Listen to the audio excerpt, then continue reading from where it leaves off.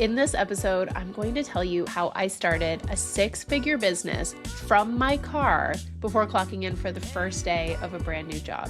That was just 9 months ago, and I'm going to tell you everything that I've done since then to build my business from the ground up. If you've been following me on Instagram for a while, I'm going to share parts of my story that you haven't heard before. I'm going to tell you all the ups and downs and the exact steps that I took to get me here. Every week, I'll be sharing what I know about storytelling to grow your business. And I'll be sharing a behind the scenes look at everything I'm doing to scale my own business to replace my 9-to-5 income. This is a storytelling podcast, and you're going to get the full story. So if you want to join me on this wild ride of building a business from the ground up, don't forget to subscribe and follow along. Today, I'm going to share the story of how I went from burnt out, frustrated, and desperate for a change in the film industry to running my very own business from home and making the same amount of money as I was in my career beforehand. I feel like that's not the story that we hear a lot of times. It's often how I had a six-figure month or a six-figure day.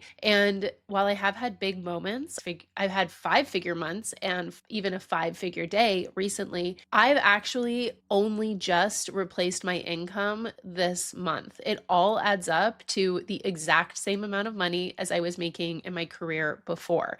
It's nothing to dismiss. Being able to replace your income is a huge deal. If I had known that I would be able to make the same amount of money, I would have quit my job instantly. It's simply replacing what I had before with something so much better. So I want to be really grounded and honest about exactly what's happening here and what kind of business I'm building. This is a very sustainable, thoughtful, intentional business. I want to be really realistic and show you exactly what's going on behind the scenes so that you can start to imagine how you could do this for yourself. And I want you to know the role that storytelling will play all along the way. On March 4th of this year, 2024, I was sitting in my car about to start a brand new job, and I was staring at the most bland office building I have ever seen in my life. And I was early because I was used to having my entire life scheduled to the minute in the film industry. So I dropped off my daughter at daycare at 7:30. The job didn't start until 9. And I had this period in between that I just wasn't used to having. I was used to just working immediately. So I'm sitting in my car, not really sure what to do. And this voice comes into my head that says, you're going to be working 8-hour days and you're used to working 14-hour days. So what if you took those extra 6 hours and you started a business on the side? And another part of my brain was like, relax. Okay, you haven't even started the new job yet. Can you just take a few days to chill and enjoy the slower pace? But when I get really excited about something, I cannot stop myself from doing it. I had time, I was in my car, and I thought, I'm just gonna create an Instagram account and I'm not gonna tell anybody that I'm doing it. I'm not even gonna show my face. I'm just gonna start telling my story. I'm gonna start talking about the skills that I have, and I'm gonna see if there's anyone out there who might need my skills. So the thinking was, as long as I maintain a job that looks good on the outside, I can dabble with this online business thing on the side. So I did what I do best. I wrote a story about my career experience, exactly where I had been and where I am now. I took some B-roll that I already had on my phone. It was a video of me walking while I was pregnant with my big belly. I wrote a hook over top, and I wrote a caption with a story. So I hit publish, walked into the office, started my brand new job, and had it in the back of my mind throughout the entire day,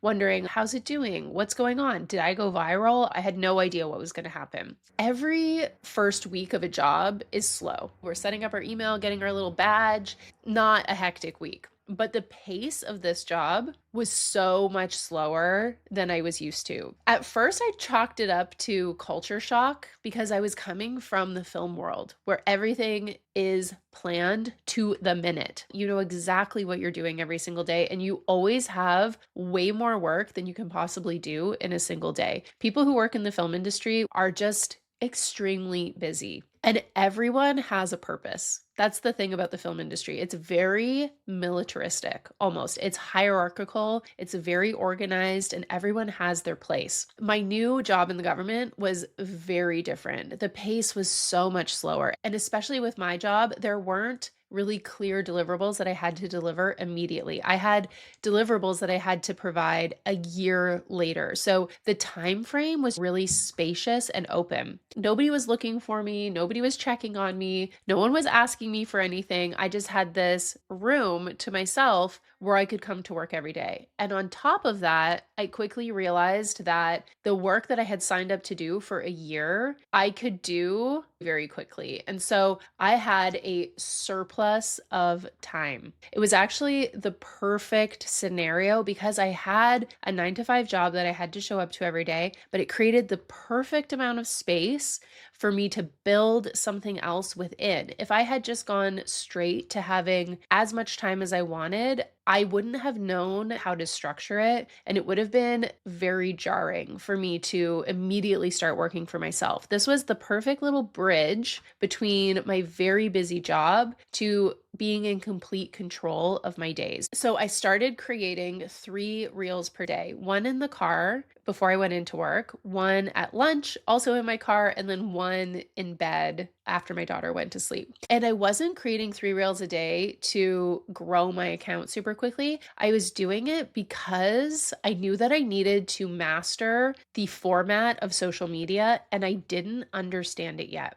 I had experience with all kinds of storytelling, but I hadn't ever experienced the format of social media specifically. And I knew that I needed to go all in order to learn it. And I've had these experiences with intense bursts of learning a new skill before. So I was very familiar with it, and it actually felt really fun and comfortable for me. The reason that it felt fun and comfortable is because I knew that I could go through this period of discomfort and come out on the other side with a new skill. I had that positive self-expectancy in myself. And that just means that I expected things to work when I went through this period of intense learning. So the first time that I did this is when I was learning to become a journalist. I had to learn how to write news articles. And there's actually a format to newspaper articles. There's a hook in a newspaper article, which is the headline. And then that first sentence of the newspaper article also serves as a second hook, which is like the first line of your caption. You hook them with the headline, and then you make them keep wanting to read with that first sentence, and then you tell them a story. And it has to be very conversational. It has to be very plain language. Sometimes you have to take really complicated topics, right, about politics or science, and make it not only understandable, but interesting enough that people want to read and understand. I also went through an intense learning period when I learned how to edit videos. My first big journalism job was at Vice Media, and I went into that job with 0 video experience. They put me on a news show for social media, which meant that I had to create short news videos every single day for social media. I had to learn so fast, and I had a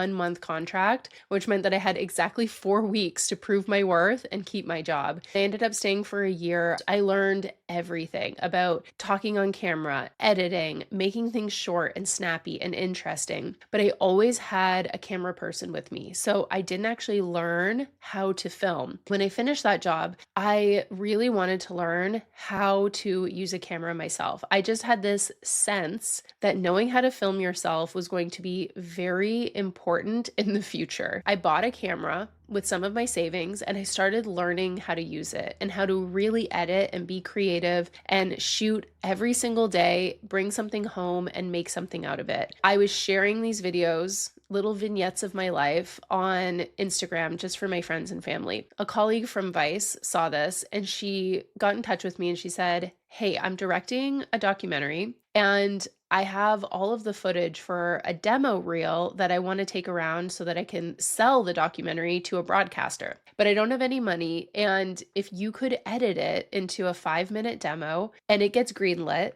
I'll hire you as a producer when we start working on it." And I said, sure, I have nothing else to do. It was another layer of my storytelling skills, how to take raw footage and actually mold it into something that makes sense, something good enough that somebody would say, yeah, I would pay you money to make more of this. That was the idea. So I spent several weeks working on this demo every single day. And it turned out great. It turned out so well that the CBC bought the documentary, and the footage that I edited is the whole first part of the film. They used it unchanged, which is incredible. It's called The Climate Baby Dilemma, and you can watch it on CBC Gem if you're in Canada. But the point of this is that these intense periods of learning led me from one step to the next. After I edited this demo, that same director recommended me to another director who was working on this huge documentary series with Samuel L. Jackson. And she needed somebody to coordinate all of the shoots that were happening all over the world. It was a very complicated documentary, especially for television.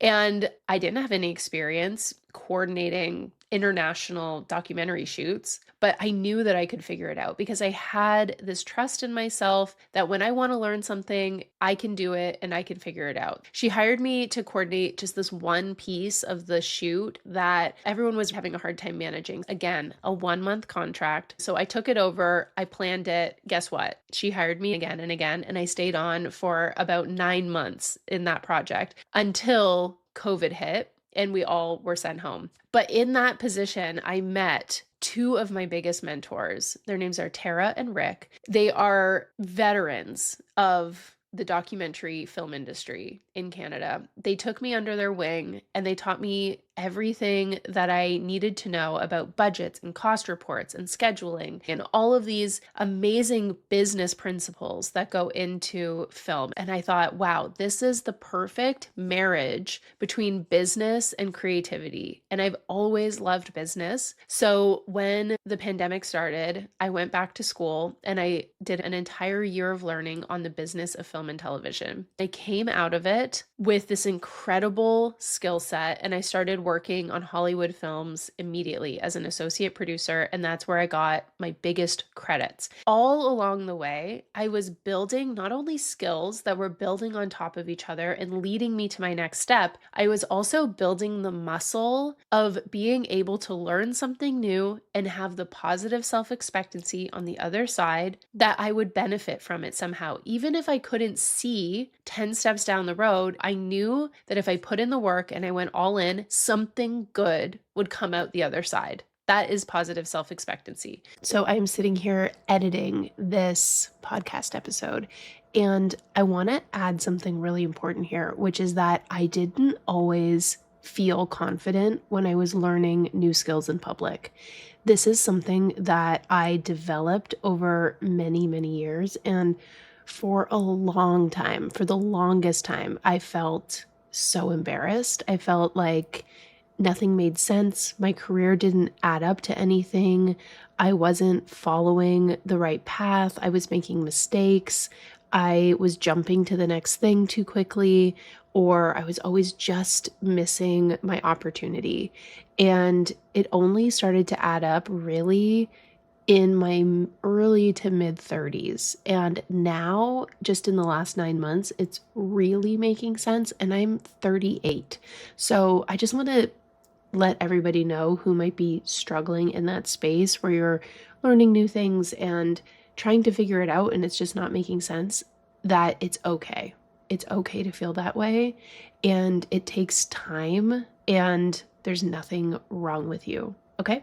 So when I was learning how to create content, I went all in. I created 3 reels a day, not because I thought that it was going to help me grow the fastest, but because I knew that it would help me learn the fastest. And I knew that I needed to be completely immersed in this skill in order to learn it. And because I was giving it 100% of my effort, my account started to grow quickly. For a while, I was gaining 1,000 Instagram followers a week, and my account went from 0 to 15,000 followers in 15 weeks, which was the huge period of expansion and growth in my business. But looking back, I can see that I was building up the skills that I needed to see that leap for over a decade. I was building the writing skills, the filming skills, the editing skills, and the skill of being that person who's always trying something new. I was okay with being that person. So if you're in a position right now where you really want to build a business and you don't have any of these skills, I don't want you to be discouraged. A period of intense focus and learning will get you so much further than you think when you go all in. I didn't spend years and years learning each of these skills. I spent a focused amount of time and then I went on to the next thing and I built and built. And it's totally possible for you to do the same thing. But I am not a social media guru. There is plenty that I don't know about Instagram. I am still dipping my toe into different platforms like this podcast and figuring it out as I go. And that's really the main focus of this podcast, is to show you how I'm building and layering day by day, week by week,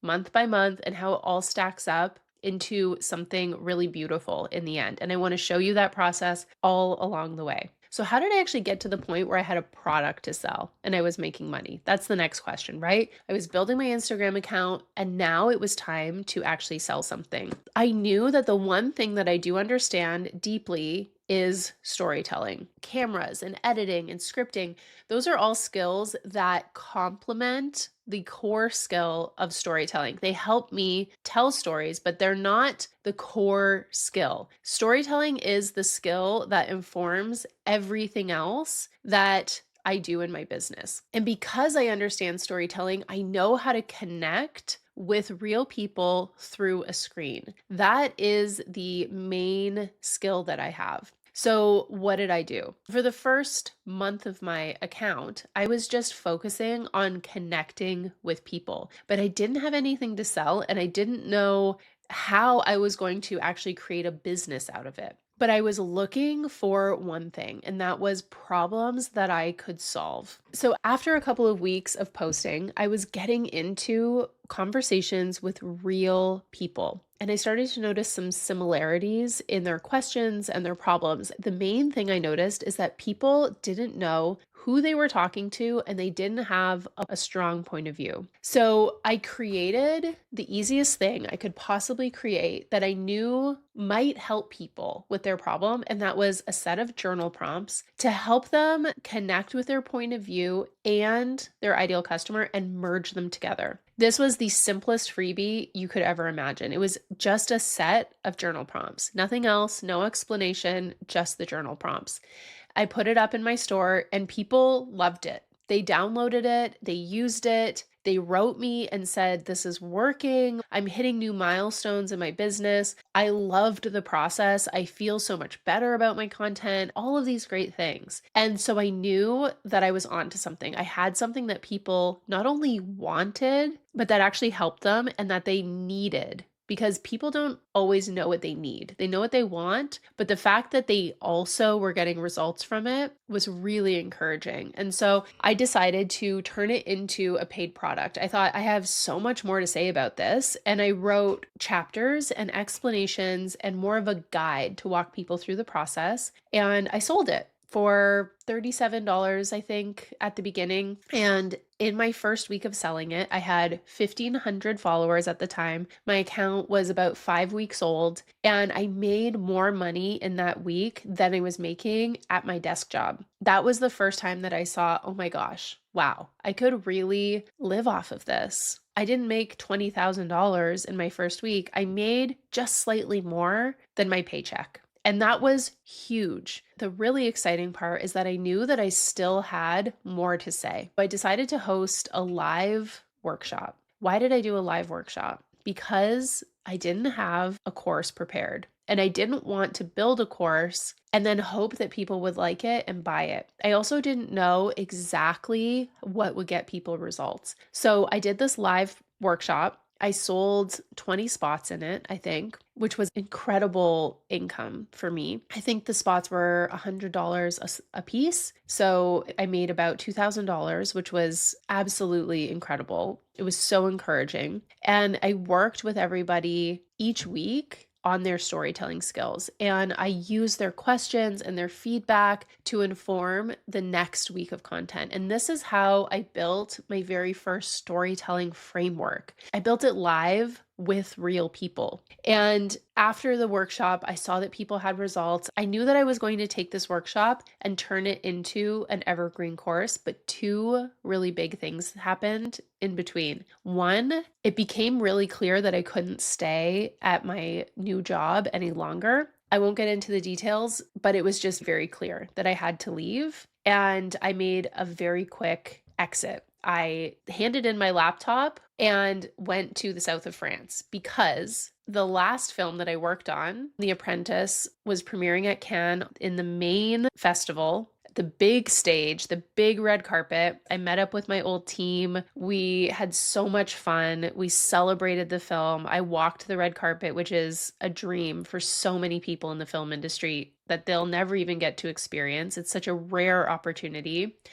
And I saw my name in the credits. It was a moment I'll never forget. It was very fun, but it was very confusing. There were many moments on that trip when I felt that I could return to my old job and my old life. I had a choice. And rather than following the shiny object, which was a new job in the film industry, something even shinier than before, I chose something that was not shiny.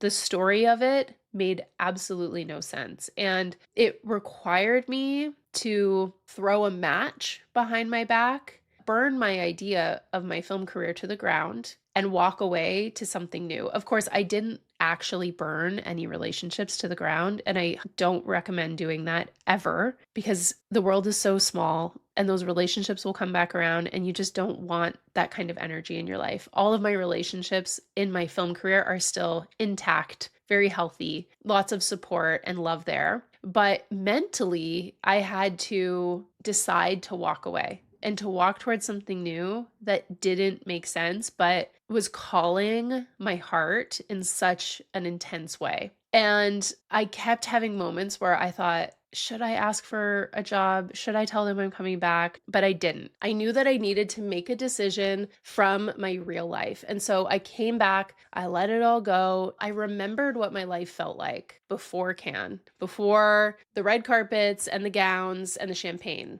And I felt what my life would look like if I went back. And it was a very clear decision that I needed to go in a completely new direction because I also knew that big 10x jumps, big developments in your life, the really good things, they're never linear. It's never, I was here and now I'm here and now I'm here and now I'm here. It's I'm here and now I'm all the way over there. That's where the big things, the big growth happens. And that's why every time I invested in a new skill that seemed silly and didn't really make sense, it led me to my next big jump. And so I had the faith that if I did that again, it would eventually make sense. So I came back from Cannes in May, and then I immediately got to work on my evergreen course, Resonate, which was building on the workshop that I had done. And I'm super proud of it. It was at the quality that I knew a course needed to be for me to really sell it.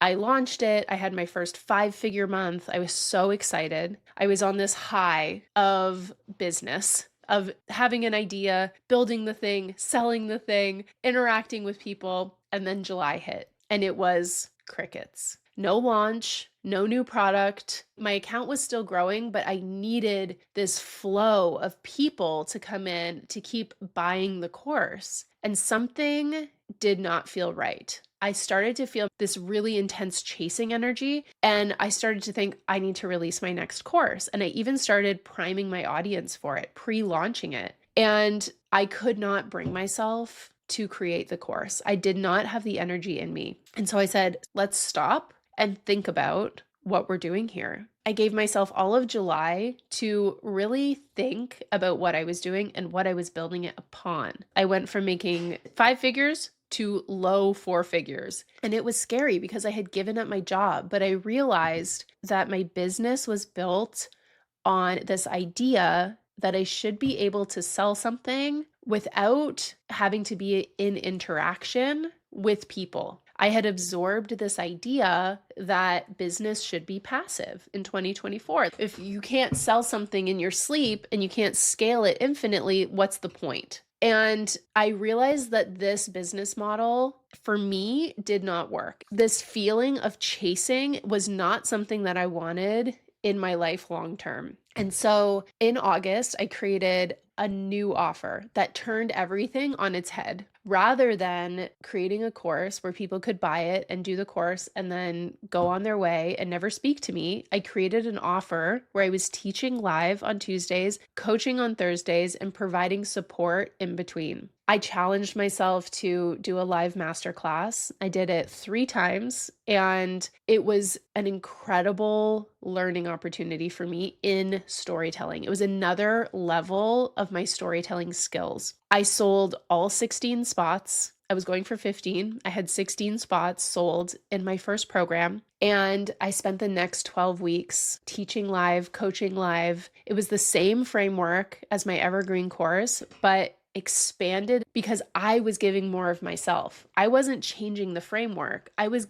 delivering better results because I was with people hand in hand doing the work with them. And the change and results that I saw was exponential as well. It showed me that I'm actually happier being with people more, showing up for people, putting service and results first. I am happier putting other people first in my business rather than chasing and trying to grasp and get more from other people by giving them as little as possible. That business model just did not sit well with me. Now that I feel like I'm giving every single day, people are getting results, and in exchange, I get to build a business, everything feels so much more aligned. I have more calls on my calendar. I have more responsibility to other people, and I'm so much happier. My first 12-week program ended last week on Sunday, and my next 12-week program started this week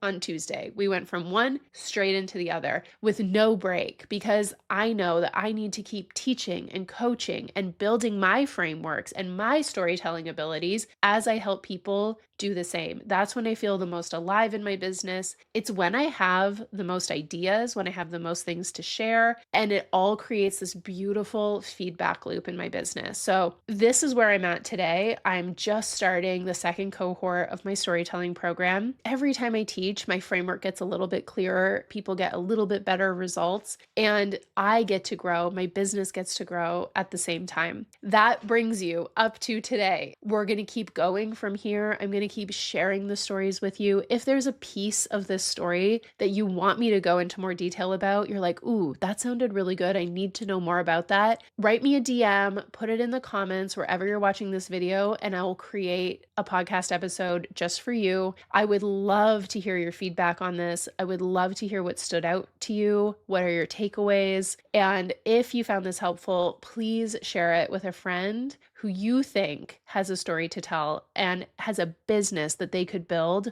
on top of it. I am so excited to continue this journey with you and to keep telling you my business story.